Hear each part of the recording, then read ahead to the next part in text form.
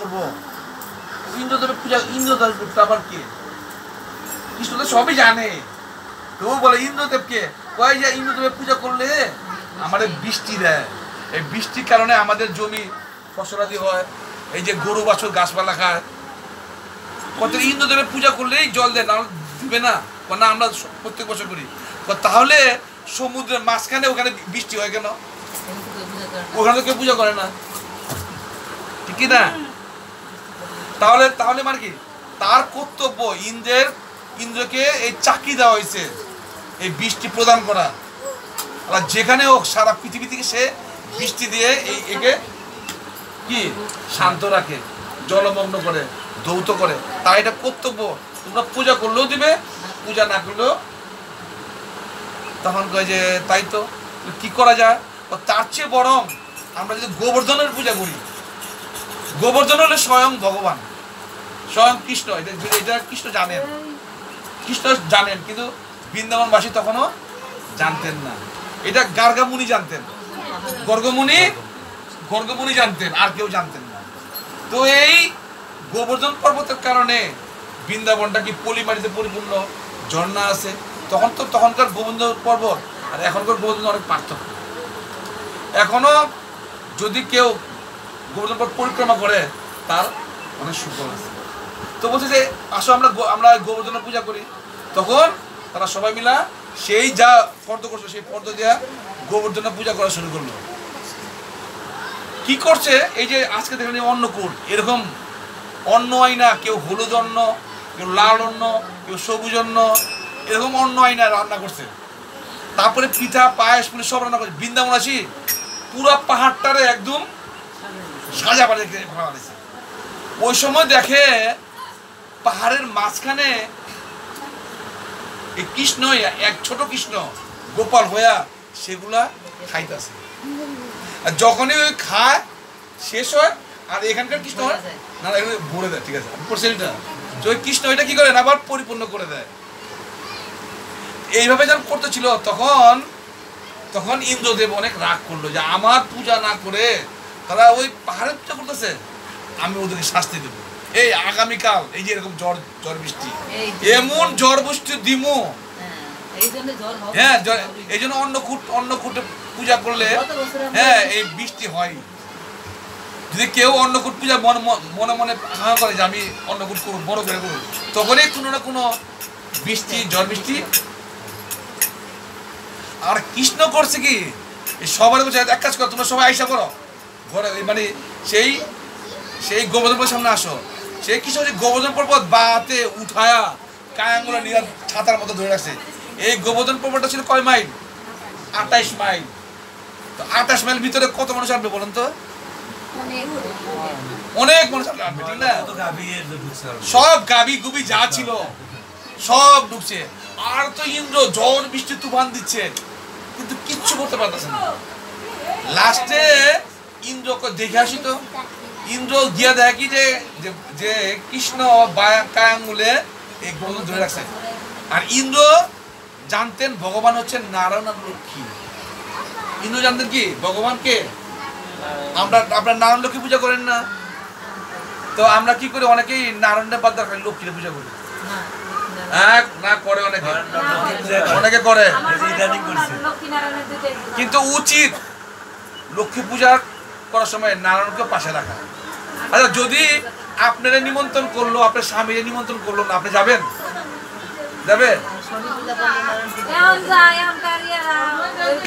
বইলা দেয় দেখে যান, বলে দেখেন যায় আপনার স্বামী না গেলে চলবে।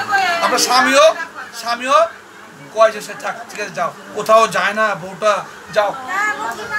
কিন্তু যদি স্বামী রাগ করে, যেমন শিব ঠাকুর বলছে না পার্বতীরে যে আমাকে নিমন্ত্রণ করে নেই, তুমি যেতে পারো না, তাও গেছে, তুমি যদি যাও তাহলে তোমার অনিষ্ট হবে, কি বলছে না? আর যখনই গেছে তখন স্বামীর নিন্দা শুনতে না পেরা আত্মহত্যা করছে কি না? এই জন্য ভালো ফল না। এই জন্য কি হয়, লক্ষ্মীরা পূজা করতে হলে অবশ্যই নারায়ণ পূজা করতে, ঠিক আছে? তো ইন্দ্রদেব মনে করছে যে এইটা হলো গিয়া নারায়ণ, বাস্তি হরি, তেতাতে কি? তেতাতে রাম, তারপরে কৃষ্ণ। কলিতে চৈতন্য মহাপ্রভু। এখন কি হয়েছে, রামচন্দ্র যখন নাকি তিনি রাজ্য অভিষেক হবে তখন তার মা কৈকেয়ী তার স্বামী দশরথকে একবার দশরথ অনেক অসুস্থ পড়ছিলেন, অনেক অসুস্থ পড়ছিলেন যে তাকে সেবা করছিলেন কে, এই কৈকেয়ী অনেক সেবা করে ওষুধপত্র খাওয়া রাত জেগে এই মাথার পট্টি দিয়ে তাকে সুস্থ করছিল। এই জন্য দশরথ করছিল যে এই কৈকেয়ী তুমি বর মাগো, তুমি যা চাইবা, বর মানে কি তুমি যা চাইবা আমি তোমার তাই দেবো। বলে আমি এখন চাইবো না, আমি আর এখন তোমার চাওয়ার কিছু নেই। তখন তো কৈকেয়ী অনেক ভালো ছিল, হ্যাঁ ভালো ছিল, এই জন্য তখন কিছু চাইনি। তুমি যে কোনো দুইটা জিনিস চাও আমি তোমাকে দুটো জিনিসই দেবো। তখন যখন নাকি রামচন্দ্রের অভিষেক হইল, রাজ্য অভিষেক মানে রাজপুত্র যে একটা অভিষেক করা হয়, তখন এই কৈকেয়ীর এক দাসী ছিল, সে দাসীর নাম কি ছিল? মন্থরা। মন্থরা বলছে কৈকেয়ী তুমি কিন্তু ঠকে যাচ্ছ, তোমার পুত্র ভরতকে রাজা না করে রামচন্দ্রকে রাজা করতেছে, তারপরে তোমার কোনো পুত্র কোনো মূল্যই থাকবে না। তুমি এক কাজ করো, তোমার তো দুইটা বর পাওনা আছে, দুইটা বর তুমি দশরথকে বলে এই বর দুটো পাও। প্রথম বর কি? প্রথম বর হইলো এক নম্বর কি, কত বছর? 14 বছর বনবাস। আর না প্রথমটা হইলো ভরতকে রাজ্য অভিষেক করতে হবে, ভরত রাজা হবে। আর দ্বিতীয়টা হইলো গিয়া যখন সেই কৈকেয়ী যখন নাকি দশরথ রাজা গিয়া বলছে তুমি না বলছো আমার বর দিবা, তো চাও কি চাও? বলছে যে এই অভিষেক বন্ধ করো, এই অভিষেক বন্ধ করে ভরতকে তোর কাছে তো চিন্তা করলো যে যদি ভরত তো আমার সন্তান, তবুও তিনি বলছেন যে রামকে বলে একটা আন্ডারস্ট্যান্ডিং করবে। কিন্তু দ্বিতীয়বার যখন বলছে যে 14 বছর, তখন তার স্তব্ধ হয়ে গেছে, তিনি খাওয়া পড়া ছেড়ে দিয়েছেন। তখন কৌশল্যা খাবার নিয়ে যায়, খায় না, যেই নিয়ে যাক কোনো খায় না, সবার ধমক বিগড়ে দেয়। তখন রামচন্দ্র গেছে যে বাবা কি হয়েছে, খালি রামচন্দ্রকে তাকাতে খালি কান্না, খালি চোখ দিয়ে জল পড়ে। তখন এক দাসী বলছে যে সে আমার আপনার ছোট মা মানে কৈকেয়ী কি জানি বলছে, তারপর থেকে তিনি এরকম স্তব্ধ হয়ে গেছে। কোথায়? তখন কবি গেছে কবি গিয়ে বলছে যে মা আপনি বাবাকে কি বলছেন, স্তব্ধ হয়ে গেছে, তুমি শুনে সহ্য করতে পারবা? অবশ্যই, আপনি বলেন। আমি তোমার বাবার কাছে দুইটা বর চাইছি। হ্যাঁ ভালো কথা, বলেন কি বর? প্রথম বর ভরত রাজা হবে, প্রথম বর ভরত রাজা হবে। তখন রাম বলছে ঠিক আছে, ভরত তো আমার ভাই, অসুবিধাই গেছে রাজা। তো কি বলেছে, এ রাম দ্বিতীয় বর শুনলে কি তুমি কিন্তু স্তব্ধ হয়ে যাও তুমিও, না আপনি বলুন দ্বিতীয় বর কি? তোমার 14 বছর বলে যেতে হবে। রাম বলছে কোনো ব্যাপারই না, মানুষ ওই সময় তো মানুষ বনে যায় কেন? হ্যাঁ, তীর্থ ভ্রমণ করার জন্য, জায়গায় ঘোরার জন্য। যেমন আপনারা জানেন আমাদের চিটাগাঙে একটা তীর্থ আছে, কি নাম? সীতাকুণ্ড। এই যে রাম লক্ষ্মণ সীতা যখন নাকি বনবাসে ঘুরছেন, তখন তারা এইখানেও আসছিলেন। কুণ্ড মানে কি? কুণ্ড মানে পুকুর। এই পুকুরে সীতা দেবী স্নান করছিলেন, এই জন্য সেই কুণ্ডটার নাম সীতাকুণ্ড। আছে লেখা, এখন তো ছোট হয়ে আছে, আগে তো ছোট ছোট। মানুষের পাপের কারণে আরো অবহেলার কারণে এগুলো করে গেছে, ঠিক আছে। তখন তিনি কি করলেন, এই রামচন্দ্র বনে যাবেন। আর এর ফলে সীতা দেবী অনেক খুশি হয়েছেন যে আমার স্বামী কত মহান, তিনি রাজ্য ত্যাগ করলেন, বাবার সুখের কারণে তিনি বনবাসেও যেতে রাজি। আমার এই স্বামী কি তার মতো কোনো ব্যক্তি হতেই পারে না, নাকি? আচ্ছা যদি এখন আমার কোনো বলবো যে তোমার স্বামীকে কারা দিব, কি মানে নেব? চিৎকার করবো না? কিন্তু দেখেন কিরকম ছিল, কারণ সীতা দেবী ছিল কি স্বয়ং লক্ষ্মী, স্বয়ং লক্ষ্মী। এই জন্য তিনি স্বামীর সিদ্ধান্তে তিনি খুশি হয়েছেন যে আমার স্বামী কত মহান, কত বড়, সে এত দুঃখ 14 বছর সে দুঃখ পাবে, তবুও সে কোনো অবহেলা করেনি বাবার সুখের জন্য, মার কথা রাখার জন্য।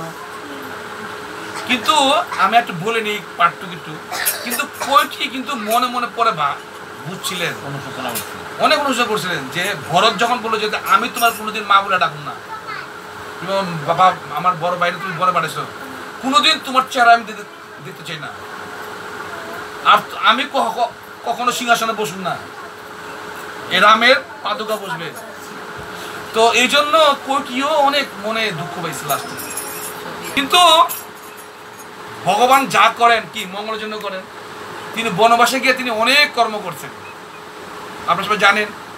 যাই হোক, তখন যখন নাকি বনে যাবে তখন সীতা দেবী কয় যে স্বামী আমিও যাব, আমাকে নিতে হবে, তোমাকে দেখাশোনা করবো। ঠিক আছে, রেডি। আর লক্ষণ কয় দাদা তাহলে আমিও যাব। তো এই 3 জনে মিলেই সেই বনবাসে গেছে। তোরা যেতে যেতে যেতে যেতে অনেক দূরে গেছেন। অনেক দূর যাওয়ার পরে হঠাৎ করে এই ঝড় বৃষ্টি আরম্ভ হয়েছে। এমন ঝড় বৃষ্টি আরম্ভ হয়েছে যে ঝড়ের কারণে এখন আর হাঁটা যাচ্ছে না। তখন তারা কি করছে, এই পাহাড়ের গিরি খাদে, 2 পাহাড়ের গিরি খাদ আছে না, ওই গিরি খাদের ওই পাশে গিয়ে তারা বিশ্রাম নিল। কিন্তু সারা রাত মাতাজি কথা বলে না, হরি বলেন কথা বলে কেটে, এই গিরি খাদের সেখানে গিয়ে দাঁড়াইছে। সারা রাত বৃষ্টি হচ্ছে। তো কি করছে, তারা ওখানে ঘুমিয়ে গেছে। তো যখন ঘুমিয়ে গেছেন, ভোরবেলা যখন সীতা দেবী ঘুম ভাঙছে, তখন দেখে যে রামচন্দ্র মুচকি মুচকি হাসতেছে। কেন হাসে? আমার বিয়ের পরে, মানে সেই সীতা দেবী ভাবতেছে আমার বিয়ের পরে কোনোদিন দেখিনি এই রামচন্দ্র এরকম হাসে। বুঝছেন? যেমন আমাদের আমাদের আমাদের শ্রীমদ্ ভগবদ্গীতার যারা স্থিতপ্রজ্ঞ, তারা কখনো কোনো ভালো কাজে উচ্ছ্বাস হয় না, এবং এবং কোনো দুঃখ পেলে তারা কাঁদেও না, তাদের হাসি কান্না নেই। রামচন্দ্র তো এরকম ছিল। যেমন আমরা যদি একটা বাড়ি যদি কেসে জিতি, বাড়িটা পেয়ে গেছি, তাহলে কি করুন, আনন্দ করুন না? কি করে কিনা পার্টি হবে, ঠিক না? কিন্তু কিন্তু এই এই এই এই রামচন্দ্র, এই ভগবান আমার স্বামী কেন হাসছে? কিন্তু সীতা দেবীর মনে অনেক ভালো লাগছে, কিন্তু এত দুঃখের ভিতরেও কেন তিনি হাসতেছেন? তিনি বলছে স্বামী আপনি কেন হাসছেন, যদি বলুন দয়া করে, আমি একটু শুনতে চাই, আমি তো কখনো আপনাকে হাসতে দেখিনি। তুমি দেখো সামনে, তুমি দেখো সামনে, দেখে ওর সামনে কি, সামনে কয়েকটা বাছুর গরু দৌড়াদৌড়ি করতেছে, আমি এইটা দেখে হাসতেছি। কেন? আমি দাপরে আবার এখানে আসবো, আমি দাপরে আমি আবার আসবো। এই যে আমরা জপ করি না কি, হরে কৃষ্ণ রাম, হরেতে মানে কি হরি, শ্রী হরি। তো তো সত্য যুগে ভগবানকে শ্রী হরি, কে রাম, আর তারপরে তো ওই কলি যুগে চৈতন্য মহাপ্রভু বলছে যে এই 3 জনের নাম জপ করে, এরা ভগবান, এরা হইল গিয়া ভগবান। এই জন্য হরে কৃষ্ণ কৃষ্ণ কৃষ্ণ হরে হরে, হরে রাম রাম রাম হরে। আরো অনেক অর্থ আছে, এইটা মেন অর্থ। এটা ভগবানের দিব্য নাম, 3 যুগের নাম। যদি কেউ এই 3 যুগের নাম জপ করে, তাহলে অবশ্যই কলিযুগে সে উদ্ধার হয়ে যাবে। আর যারা করলো না, তারা কি নিকৃষ্ট হয়ে রইল। বুঝা গেছে? আপনারা অনেক সৌভাগ্যবান যে আপনারা হরিনাম করেন। তো সবাই কি ভালো করে হরিনাম করেন তো নাকি? কি আমি যেটা বলছি করেন কি কতক্ষণটাকে? সুতরাং জব কিন্তু ভালো করা যাবে না, যতটুকু পারবেন বাড়াবেন, কমাবেন না কিন্তু। খবরদার, জব বাড়াবেন। এই জবই যাবে, মৃত্যুর পরে কি যাবে বলেন তো? এই বাড়িটা যাবে, এই সন্তান যাবে, স্বামী যাবে, লাগবে না। যারা হরিনাম করে না না না না লাগে না।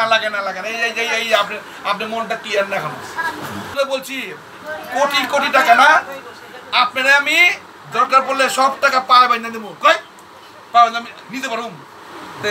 কাঁদেন কে, চিলে করেন কে? টাকা টাকা কইরা নিতেই না পারবেন। এই সন্তান কার? আপনার? ভগবানের। এই স্বামী কার? সব ভগবানের। আমরা কি করছি? তার দেখাশোনা করছি, তার ব্যবহার করছি, এতটুকু আমাদের কর্তব্য। তাই গাবুই বাছুর আমি আগামী জন্মে আগামী যুগে এই দাপরে আমি এখানে আসব, তখন আমি ছোট্ট বালক রূপে আসব, আর তুমি আসবা রাধারানী হয়ে। ওইটা বলেনি অবশ্য, বলে যে কিরকম, তখন বলছে যে ভগবান এই এই এই দাপরে ভগবান কি রূপে আসবেন? এই গোপালের রূপে। তখন তো সেটা জানে না, তো সে বলছে যে হে স্বামী, আমি দেখতে চাই যে আপনার ওই দাপরের রূপটা কেমন হবে। তো তুমি দেখতে চাও? হ্যাঁ দেখতে চাই। তখন কি করছে? সেই একটা তীর বের করে তীর পাথরে মেরে খোদাই করে করে, ভগবান তো কিন্তু স্বয়ং ভগবান তার হাতের ছোঁয়ায় সুন্দর একটা গোপালের মূর্তি হয়ে গেছে। এত সুন্দর মূর্তি দেখে সীতা দেবী মানে সে আশ্চর্য হয়ে গেছে। আর সঙ্গে সঙ্গে সীতা দেবী কি দৌড় দিলেন। কেন দৌড় দিলেন বলেন তো? ফুল আর ফল আনতে, তিনি ভগবানকে সাজাবেন। যেমন আমরা গোলক বৃন্দাবনে যখন ভগবান দেখলেন যে তিনি একা, যখন গোলক বৃন্দাবনে ভগবান একবার দেখলেন তিনি একা, তিনি কি করলেন? তিনি তার দেহের বাম অঙ্গ থেকে রাধারানীকে প্রকাশ করলেন। যখন রাধারানীকে প্রকাশ করলেন, মানে তার কি নাম দেবেন ভাবতেছিলেন, তৎক্ষণাৎ সে দৌড়ে গেছে ভগবানকে পূজা করার জন্য। ফুল ফল নিয়ে তিনি ভগবান প্রণাম করে এই কৃষ্ণকে পূজা করা শুরু করেছেন। এই জন্য তার নাম রাধা। রাধা মানে কি? যিনি ভগবানের আরাধনায় যুক্ত থাকেন, তিনি ভগবানের আরাধনা যদি দৌড় দেন। আপনারও এক একজন রাধা, আপনারও এক একজনের লক্ষ্মী, বুঝা গেছে মা? এই জন্য আপনারা সুন্দর করে ভগবানের সেবা করবেন। আপনারা তো অনেক ভাগ্যবতী, আপনারা মেয়ে হয়ে জন্মগ্রহণ করছেন। এরা কেউ ধর্মকর্ম করে না, এই পুরুষরা কেউ করে না। আরে কি করে জানি, কি করে? পুরুষরা কিচ্ছু করে না। বলেন কে কে কি করে? করেন কি করেন? কি করে? এই এসে একটা কথা, আপনার সামনে কি করে? কোন এই যে ফুল তোলা গেলে এইটাই শেষ, আর কিছু করে না। আর কিছু করে?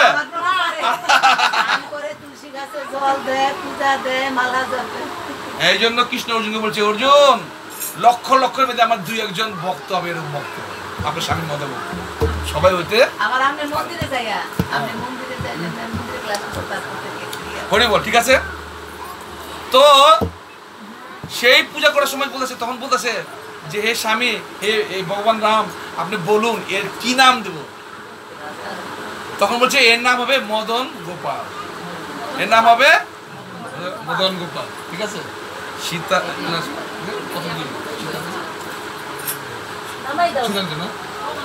সীতানাথের প্রাণধন হে আকর্ষণ করেন, কি করে না? সে রাধারানীকে যেমন আকর্ষণ করে, এই জন্য তিনি মদন গোপাল।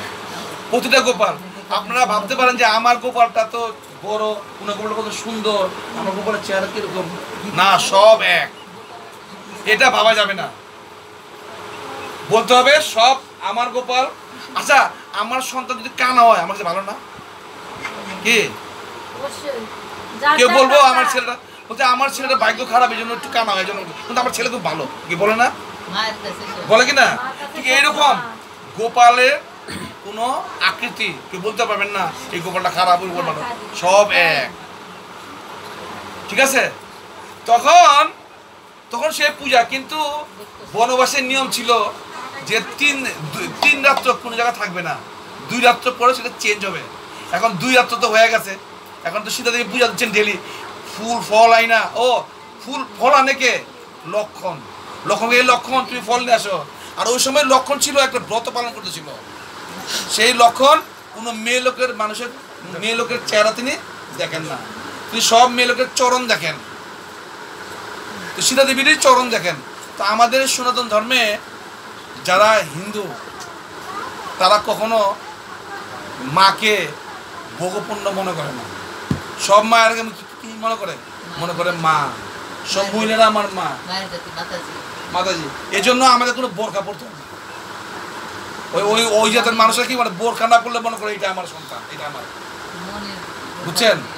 যেমন আমি বলি, যেমন মনে করেন এই যে রামকৃষ্ণ পরমহংস না, রামহংসদেব বিয়ে করার সঙ্গে সঙ্গে তার বউরে পূজা করছে, বুঝছেন না? কিরূপে পূজা করছে বলুন তো? কিরূপে? যা দেবী সর্বভূতেষু মাতৃরূপেণ সংস্থিতা নমস্তস্যৈ নমস্তস্যৈ নমস্তস্যৈ নমো নমঃ। এই জগতে যত মহিলা আছে সবে আমার মা। ঠিক ঠিক লক্ষণ এইভাবে প্রত্যেক মায়েকে, মহিলাকে, কন্যা সন্তানকে তিনি মাতৃরূপ দান করেছেন। ঠিক আছে? আমাদের অনেক আচার্য আছে, আমাদের অনেক আচার্য আছে, যেমন আমাদের কি জানি লোকনাথ গোস্বামী, সেও এরকম। স্বয়ং চৈতন্য মহাপ্রভু সেম। তার এক ভক্ত একটা মহিলার দিকে তাকাইছিল, একটা মেয়ের দিকে তাকাইছিল, তার তাকানোটা ভালো ছিল না, সঙ্গে সঙ্গে ছোট হরিদাস সঙ্গে সঙ্গে ছোট হরিদাসকে ত্যায্য করছিল যে তুমি আমার লগে থাকবে না, তুমি আমার লগে থাকতে পারো না, তোমার চোখটা খারাপ। ভোগ, আমাদের হিন্দু তারা কখনো ভোগ থাকতে পারে না। আমাদের প্রতিটা মহিলারা আমাদের কাছে মায়ের সমান, সব মায়ের সমান, বুঝা গেছে? এই জন্য আমাদের অন্য কোনো ই লাগে না। তবুও মায়েদের একটু সম্ভ্রম থাকার লাগে, পুরুষ অন্য পুরুষের গেলে তাকে একটু বাদ বিচার করতে হয়, এটা আমাদের ধর্ম। ঠিক আছে?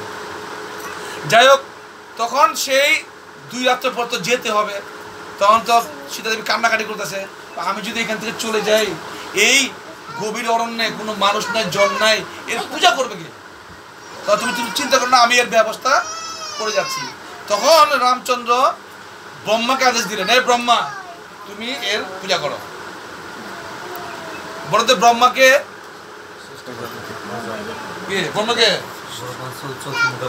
চতুর্মুখ ব্রহ্মা, কোন যুগে তিনি কি হরিদাস, কোন যুগে তিনি হরিদাস। এই হরিদাস ঠিক না, ব্রহ্মাকে তিনি, তো ব্রহ্মার তো আরো অনেক কাজ।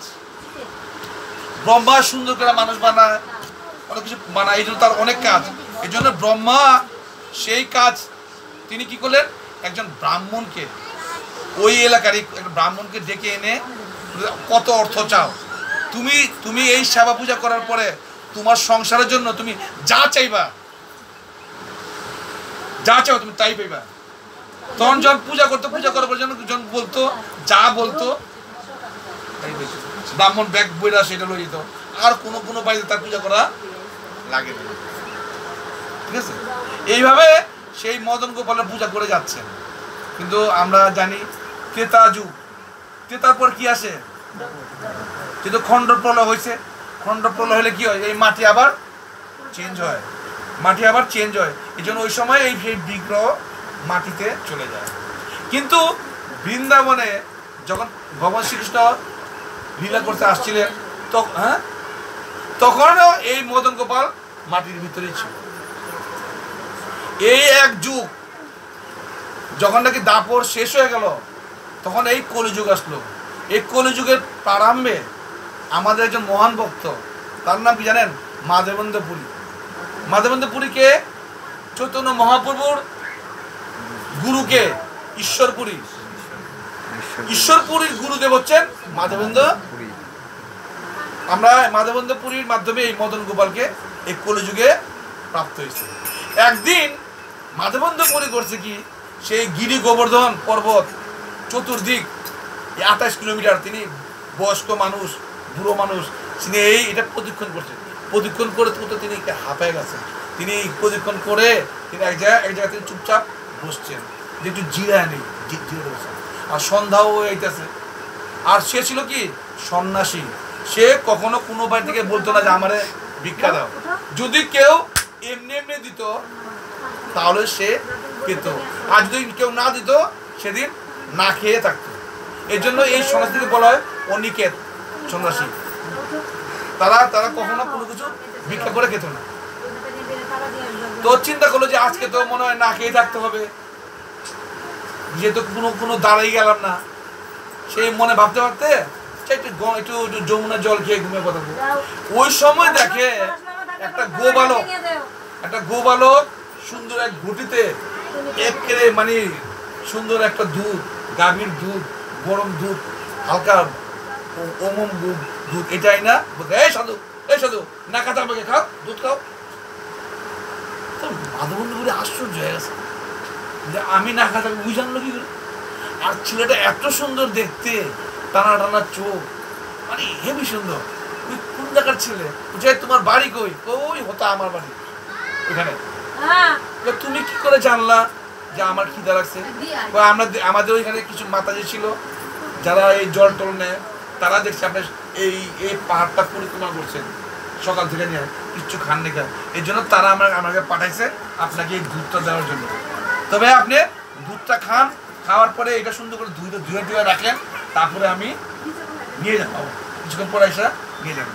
কিন্তু যখন দুধ নেয় তখন সেই গোপালের চোখের দিকে তাকায়া মানে সে মানে সমাধি হয়ে গেছে, এত সুন্দর। আসলে স্বয়ং ভগবানের তাকে দুধ দিচ্ছেন, সে তো বুঝতে পারেনি কেন, ঠিক আছে। কিন্তু সেটা সে যখন সে মানে মাধবন্ধু পুরী বলছে যে আমার জীবনে এত সুন্দর বালক আমি দেখিনি, মনে মনে ভাবতেছে। যাক দুধটা নিছে, দুধ নেওয়ার পরে সে দুধটা দেখতেছে আর এই মুহূর্তে দেখে বালকটা নাই, মনে হচ্ছে খেলা কি দেখে। আর সে দুধ পান করতে গিয়ে দেখে এত টেস্ট, দুধটা যেমন একটা অমৃত, ঠিক না। সে দুধটা পান করছে, পান করার পরে সেই গুড়িটা ধুইছে, ধুইয়া টুইয়া দিয়ে মানে অপেক্ষা করছে ছেলেটা আসুক, তাহলে গুড়িটা ফিরে দেবো। ছেলে তো আর আসে না তখন আর কি করা, সেই গটির মেয়েদে মাথা দিয়ে এসে আস্তে আস্তে ওই জায়গায় ঘুমায় গেছে। সারাদিন হাঁটছে শান্ত, তো হঠাৎ করে ঘুমায় গেছে। রাত্রে তার হঠাৎ দেখে ওই ছেলেটা তারা আসছে, এই মাধবন্ধু পুরী তুই আমার চিনতে পারস নাই? আমি গোপাল, মদন গোপাল, এইখানে আছি, এই কুণ্ডের ভিতরে আছি, রামচন্দ্র আমাকে এখানে রেখে গেছে, তুই এখান থেকে আমার উদ্ধার কর। আমি এক যুগ এই মাটির নিচে আছি, আমি অনেক খারাপ ভাবে আছি, তুই আমাকে এখান থেকে। তখন ঘুম ভেঙে গেছে, তো মাধবন্ধু পুরী কান্নাকাটি করা শুরু করেছে, হাউমাউ করে। স্বয়ং ভগবান আমার সামনে আসছে, আমার দুধ দিয়ে গেল, অথচ আমি কত অভাগা, আমি চিনতেই পারলাম না ভগবানের। যদি চিন্তা করে ভগবানের পা ধরতাম, মানে তার ভাবটা এরকম ছিল, অনেক কান্না। ঠিক আছে, তো এই চিন্তা করতে করতে করতে করতে গোপাল চিন্তা তো লাস্টে সকাল হয়ে আসতেছে, ভোর হয়ে আসতেছে। তখন তিনি দৌড়ায় গেলেন একটা পাশের গ্রামে, গ্রামটার নাম কি বলে জানি, ভুলে গেছে, ছয় না কি গ্রাম। ওই গ্রামের মানুষজন এসে আপনি একটু আসেন, একটু সাহায্য করেন, এইখানে গোপাল আছে, মদন গোপাল, আমরা এই কুণ্ড যদি একটু পরিষ্কার করি তাহলে আমরা খুঁজে পাবো। ঠিকই সাধুবাবু বলতেছে, হ্যাঁ, বৃন্দাবন মানুষ, আর বৃন্দাবন মানুষ খুব উপকারী। আপনি যদি কখনো কোনো বৃন্দাবন যান, গিয়া যদি বলেন যে আমি একটু রাতটা থাকতে চাই, ওরা বলবে এক রাত না, আপনার সারা জীবন থাকবে, আপনি খাওয়ান থাকুন সম্পূর্ণ, আমরা ফি দেব, এত তারা উদার। আর তারা কি করে, প্রত্যেক বাড়িতে একটা করে ঘর আছে, অতিথির ঘর, অতিথিশালা, যে কেউ যদি যায় ওই রুমে থাকতে দেয়। আমরা যারা ইস্কনের জন্য অনেকে যায়, গিয়ে আমরা থাকার কোনো অভাব নাই, প্রত্যেক বাড়িতে যারা আছে, কোনো কোয়া নেই বোয়া নেই, সোজা ঘরটা ঢুকে, কারো জিজ্ঞাসা করে না, ঢুকে ওই ঘরে ঢুকে যায়, জানে অতিথি ঘরটা কেউ না করবো না, গিয়াই সঙ্গে সঙ্গে ওই ওদের কুয়া আছে, প্রত্যেক বাড়িতে কুয়া আছে, কুয়াতে স্নান টান কইরা বুঝে থাকে, ওই প্রসাদ আয়া করছে, ভগবানের প্রসাদ আয়া করছে, কেউ বলে না। মানে ওই মাতাজি দেখতেছে এই ঘরে কে কয়জন, দুইজন, এই বানাও চাপটি মুটি বানায় ঘি দিয়া বানাও। এইভাবে কি করেন, বৃন্দাবন মাসি সেবা করে। ওই সবাই আসছে, আসে সেই পুকুর কি করছে তারা, সুন্দর করে সেই জল হেচ্ছে, তারপরে এই মাটি কোদাল দেওয়া সরা বাস দেখছে কি হঠাৎ করে দেখে যে এই গোপালের হাল ঠিক 2.5 ফুট উচ্চ একটা গোপাল হাল উদ্ধ হয়েছে, সম্পূর্ণভাবে পাথরের তৈরি, মানে মানে মানে প্যাক কাদা মাখা। তাড়াতাড়ি কি করছে, সেই মাধবন্ধু পুরী সেটা নিয়ে আইসা কি করছে, একটা জায়গায় দাঁড়া করেছেন, বলছে তোমার জল নিয়ে আসো। সবাই যে যেখানে এক ঠিল্লা করে জল কলস জল নিয়ে আসে, সবাই না সেই জল দিতেছে, জল দিয়া ভগবানের স্নান করেছে। এখন ভগবানের কোথায় রাখবে, তখন দেখে এই যে গোবর্ধন পর্বত, এই গোবর্ধন পর্বতের একটা জায়গায় আমাদের পুরোনো বাড়িতে এরকম কুপি করার মধ্যে একটা ঘর করে না, মাটির ঘরে, ওরকম একটা জায়গা তিনি দেখতে পেলেন। ওই জায়গা আমি তিনি এই মদন গোপালের স্থাপন করলেন আর বললেন, যাও এক যুগ ভগবান খায় নিয়ে কিছু, তোমাদের বাড়িতে যা যা আছে সব রান্না করে নিয়ে আসো। আর কি আর কথা বলা বাকি, যে যা পারছে সব লয়েছে, সব আইনা সে পাহাড়ের সামনে এসে জড়ো করছে। আর ভগবানও মাধবেন্দ্রপুরী যখনই ভগবান ভোগ নিবেদন করছে, আর কোনো কথা নেই, ভগবান হাত দিয়া নিয়া এই খাওয়া হচ্ছে। কখন যত লুচি, যত পরোটা, যত অন্ন, যত মিষ্টি, যত মন্ডা মিঠাই সব খাইতেছে। অনেক মাতাজিরা হায় হায় গোপাল এত ক্ষুধার্ত, দুই হাতে খাচ্ছে। আর আমরা কি দুর্ভাগ্য, আমরা কত খাবার ঘরে থুয়েছি, রান্না বান্না করে থুয়েছি। তখন গোপাল কয় কি ঘরে থুয়েছ, ওটিও লই হাত বাড়া উগুনিও লইছে, কই কিচ্ছু রাখুন না, সব হ্যাঁ। এইভাবে সেই খাইতেছে। খাওয়া কি করছে, সবাই দেখলো যে খাওয়া শেষ, আবার যে মনটা আসলো আবার সব আবার ফিরে আসছে। এইটা দেখে সবাই মানে কি হরিনাম করে সবাই নৃত্য গীতি করা শুরু করলো, যে ভগবান কত কৃপালু, তিনি খানো আবারও।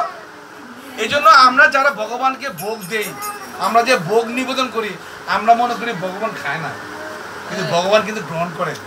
ভগবান কিভাবে গ্রহণ করে বলেন তো? দৃষ্টির মাধ্যমে ভগবান গ্রহণ করে।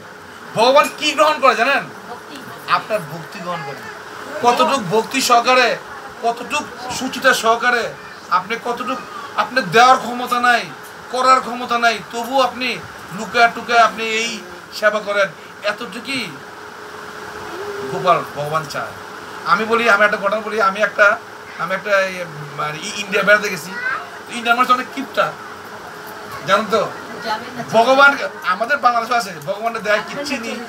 তো আমি কি করছি, যেহেতু আমার ছোট বোনের শ্বশুর বাড়ি, এই জন্য অনেক মিষ্টি নিয়ে গেছি। মিষ্টির দোকান থেকে অনেক মিষ্টি কিনে নিয়ে দিয়েছি।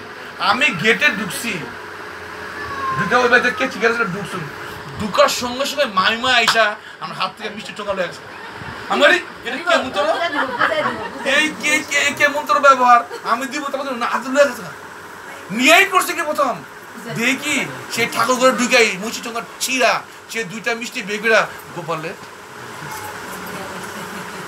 আমি আশ্চর্য হয়েছি, আমাকে না কত ভক্তি দেখেন। এরকম ভক্ত আছে যারা সবসময় চিন্তা করে আমি ভগবানকে আমি দিব। এই যে কি অতিথি কত পুরানা, আমি জীবনে তারা দেখিও নি, কিন্তু আমার থেকে আমার বোন বলছে এটা আমার বড় দাদা ওই হাত থেকে